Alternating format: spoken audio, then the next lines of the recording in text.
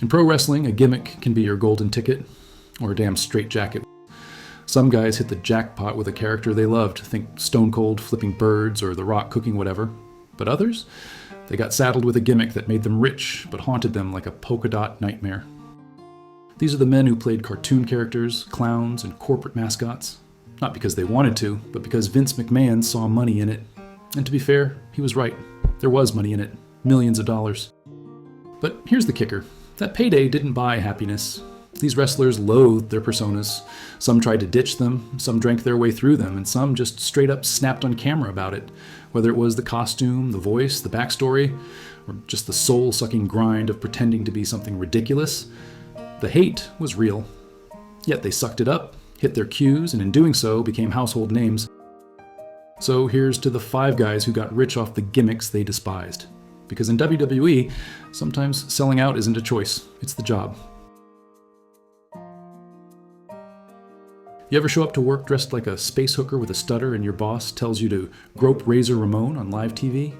Welcome to Dustin Rhodes 1995. Vince McMahon took the son of the American dream and made him look like he'd been rejected by both Kiss and RuPaul's Drag Race.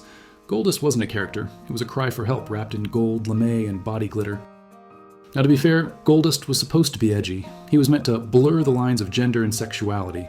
But what Vince called controversial, Dustin called a therapy triggering. The wig, the makeup, the forced sexual mind games.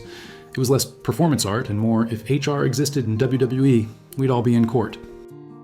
In shoot interviews, Dustin said the paint made him feel like I was hiding from the world. Translation, he was one awkward promo away from pulling a Brando and setting the whole gimmick on fire with a lit cigar and a bottle of Jack. Yet the gold nightmare made bank. Goldust merch moved. Title runs happened. He stuck around for decades. Dude got rich playing a role that made him want to bleach his soul.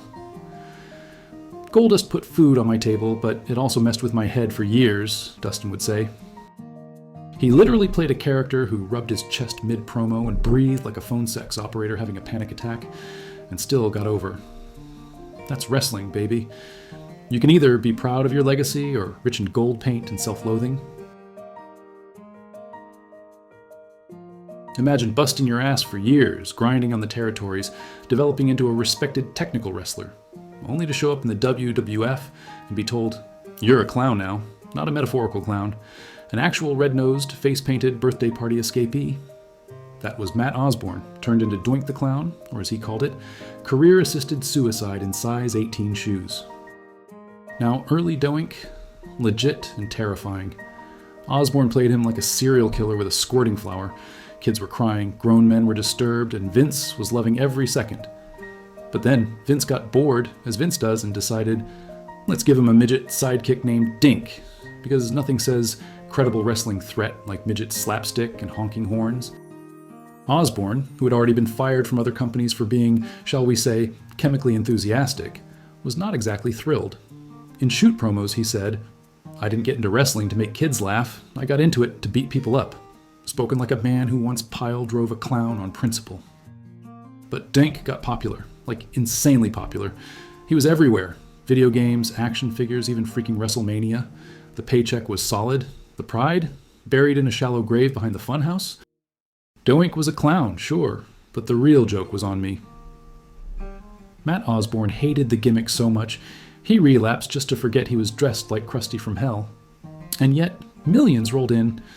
Morals? Zero. Money? Lots. And that's how Doink laughed all the way to the bank and cried all the way back.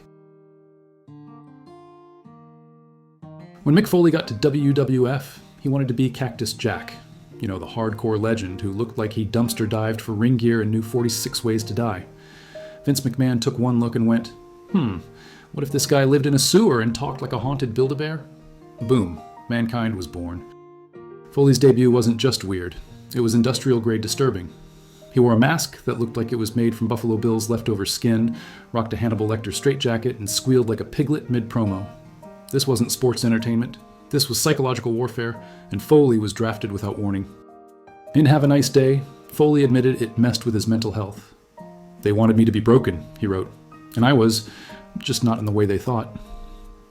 When Vince asked him to rip his hair out on camera, Foley didn't fake it. He literally did it. That's not a gimmick. That's a man one promo away from a padded room and a lifetime supply of pudding cups.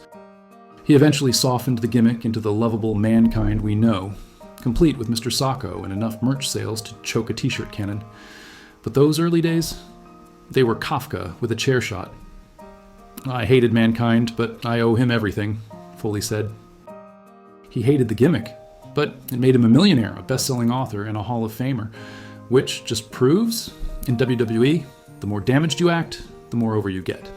It's like therapy, except the therapist is Vince McMahon and he's yelling more squealing into a headset. Jake Roberts wasn't exactly thrilled about being the WWF's resident snake handler. Can you blame him? He was an elite wrestler, a master of psychology, and a walking, talking mind game. Yet here he was, parading around with a 7-foot boa constrictor in a bag, like it was his emotional support animal. Let's be real. The only thing worse than dragging a snake around was the fact that he had to drag a snake around. Imagine getting paid millions to be a top-tier wrestler, only to be treated like a sideshow attraction in the World Wrestling Circus. I hated carrying that snake around, but it was a job and I did it. It made me more money than I thought it would. I didn't think it was going to last, but it lasted. Hell, it made me a millionaire, Jake once said. And despite the wildly awkward nature of it all, Jake made it work. Because of course he did. He was a genius, a freaking psychological wizard. That snake? The real star was his mind games. He'd throw a snake on a guy and still make you think he was the one with the upper hand. Roberts was in charge, even when he was standing next to a 25-pound reptile with a vendetta. So while Jake was rolling his eyes at being Vince's human reptile, he was still raking in the cash. That snake helped him turn his macho man into a $1 million gimmick. The snake was the prop. Jake was the mastermind. Moral of the story? Sometimes you can hate your gimmick, but if you're smart enough to make it work, you end up with money, notoriety, and a bag full of snakes. Just pray it doesn't bite you. So, Sgt. Slaughter went from being the all-American apple pie, flag-waving hero to a turncoat scumbag working with Iraq during the Gulf War. Talk about a career plot twist that even M. Night Shyamalan wouldn't have dared to write. Vince McMahon calls Slaughter into the office, hands him a giant American flag and says, "How about we burn this, and you take a sidekick from Saddam Hussein?" Slaughter's like, "Wait, what?" And Vince's response was, "Think of the merch, brother." Here's the thing. Slaughter hated this more than you hate when your Wi-Fi cuts out mid-Netflix binge. He was the guy who led Team USA against Russia in the 80s, not the guy shaking hands with foreign enemies. But here's the brutal reality. Vince wasn't looking for integrity. He was looking for moolah. Slaughter was about to become the most hated man in the country, and guess what? That's exactly what made him rich.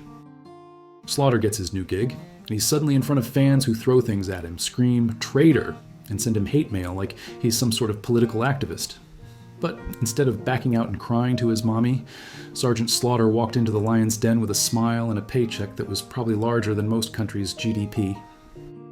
Slaughter said once, on being an Iraqi sympathizer, "It wasn't easy. The reaction from the fans was real and I felt it.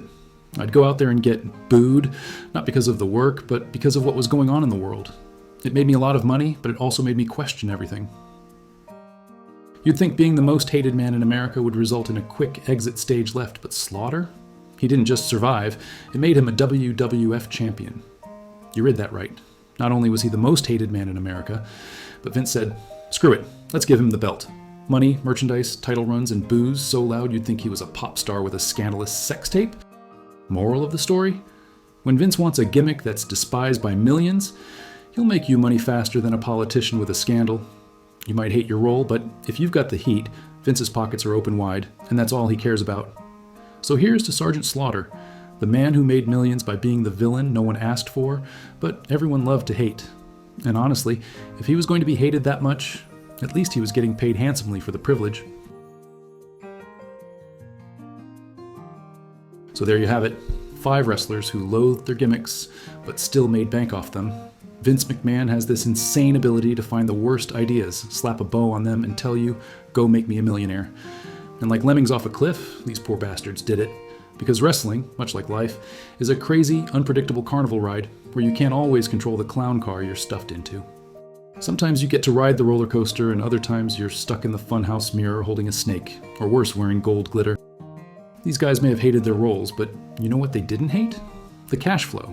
They were the ultimate sellouts, but instead of selling out for one night in Vegas, they sold out for millions of dollars, making more money than some countries' yearly GDP while the fans screamed "traitor" at them. And they still collected their checks. That's the beauty of pro wrestling. It's a world where you can loathe your gimmick but still be handed piles of cash, a shiny belt, and more merchandise than you ever thought possible, while you rethink your life choices. And there you have it, folks. If you enjoyed watching these poor souls make millions while hating every second of their gimmicks, don't forget to like and subscribe for more savage tales of wrestling's greatest contradictions. Because in the world of pro wrestling, the only thing more ridiculous than the characters is the cash they rake in. So just remember, you can hate your gimmick, but as long as Vince McMahon is in charge, you'll still be richer than your friends. Thanks for watching.